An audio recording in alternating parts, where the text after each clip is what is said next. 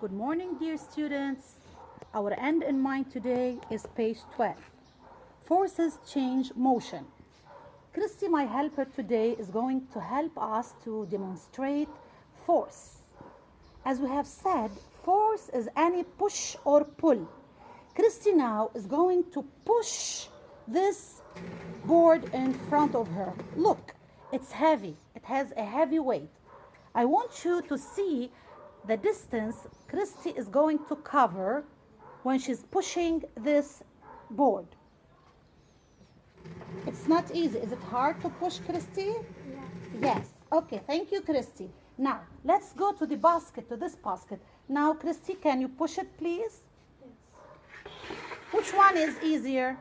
This one. This one, because this one, Christy, I need you to try to lift this up. Carry it, hold it up. See, it has less weight. Okay, thank you. Try to lift it. Don't lift it up if you can, but just try. Oh, is it easy? No, it's not easy to lift it up. Okay, it's hard to lift it up because the white board here, this one is heavier than this one. So mass here, this one has more weight or more mass than this one. So this one I need to apply more force to push, while here I don't need too much force to push. Okay, let's continue reading page 12. A force can cause an object to start moving or change direction.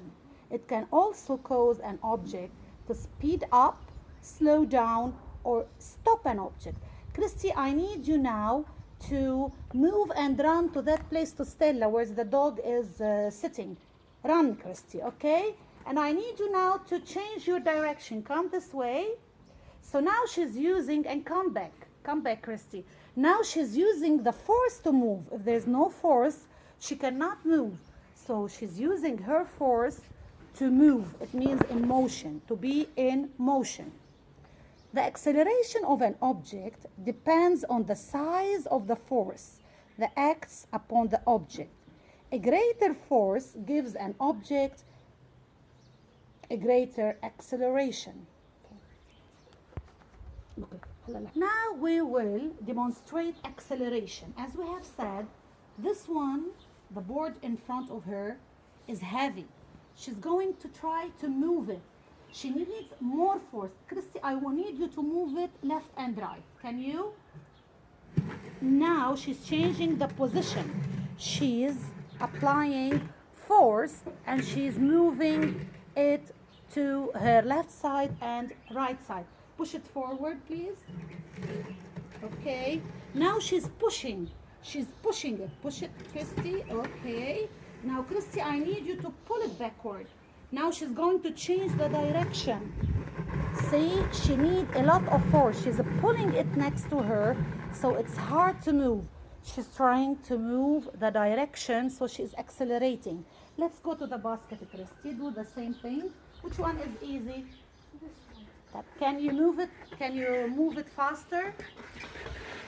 Can you move it faster? So, can you change the direction with it? Change. So which one is easier to move? The black one, the black basket is easier to move with Christy because it has less weight, so she needs less force to move it. Now, another helper joined us, Serena. Hi, Serena. Serena has more weight than Christy. Now, so we are going to apply more force to move the white board in front of her, and Christy is going to move the black basket.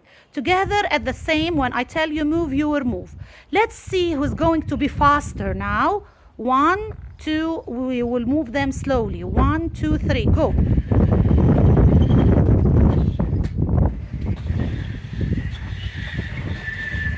Okay, who's faster?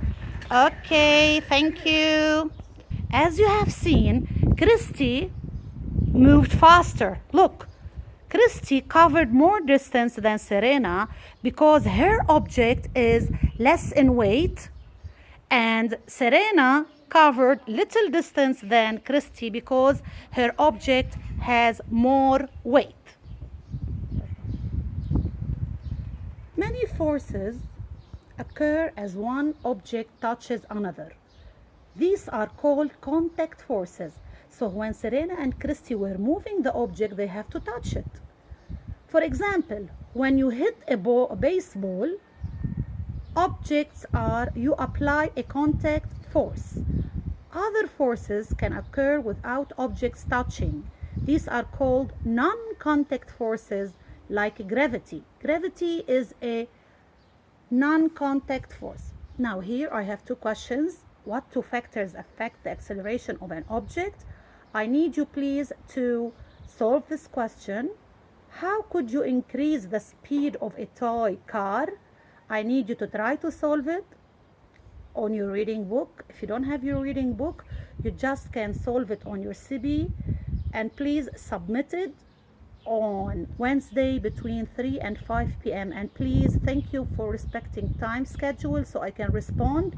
Thank you very much. I hope you can understand this one easier than without being with you in class. Thank you. Stay safe.